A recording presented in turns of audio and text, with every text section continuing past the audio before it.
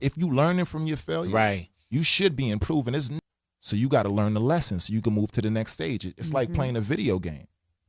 So I knew as long as I was moving to the next stage, it didn't matter. When you got a gift like you got, you can take that poison and turn it into the poetry, right?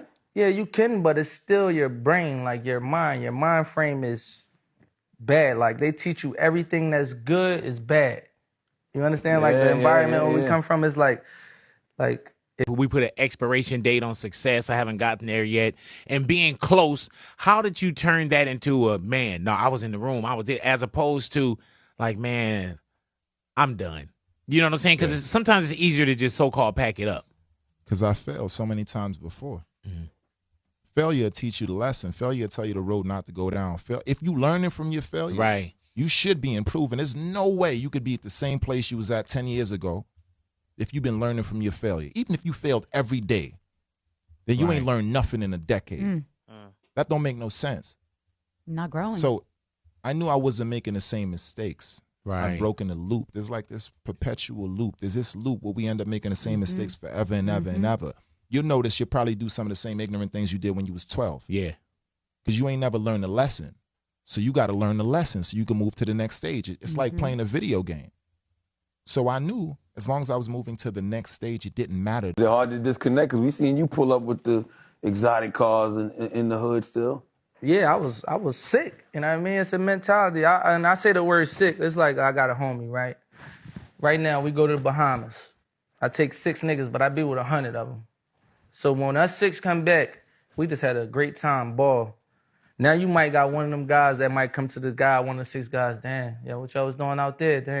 Damn, such and such, just feeding poison into one of them 6 heads because he might not have came or he wasn't around. I always tell people that when you go back, you hang around me, you go back to the hood, you're gonna have people trying to put poison in you. You gotta be able to determine should you even let that shit enter your body. Like poison, you had no control of it. Once it get in you, they feed you enough of you, you're gonna be sick.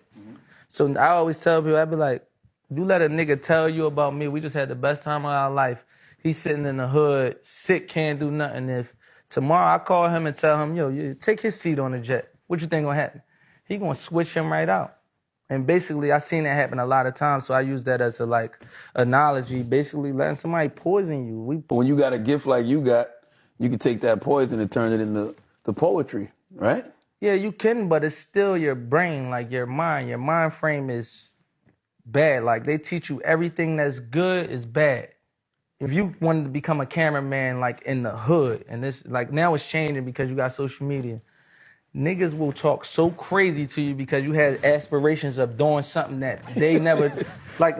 I PJ Kev, I got homies that's gangster as fuck. I watched them mesmerize. I watched them watch him having fun.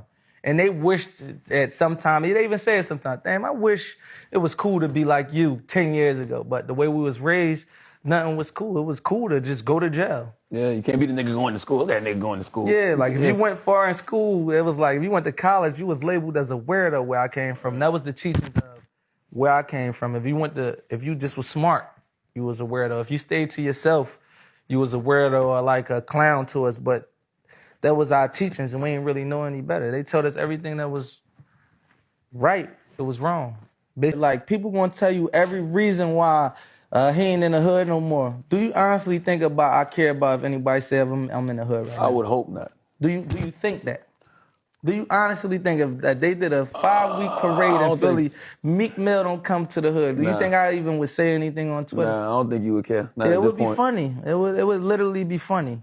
We help people come home. I buy my grandma in them houses. I buy my mom houses, sisters and nieces.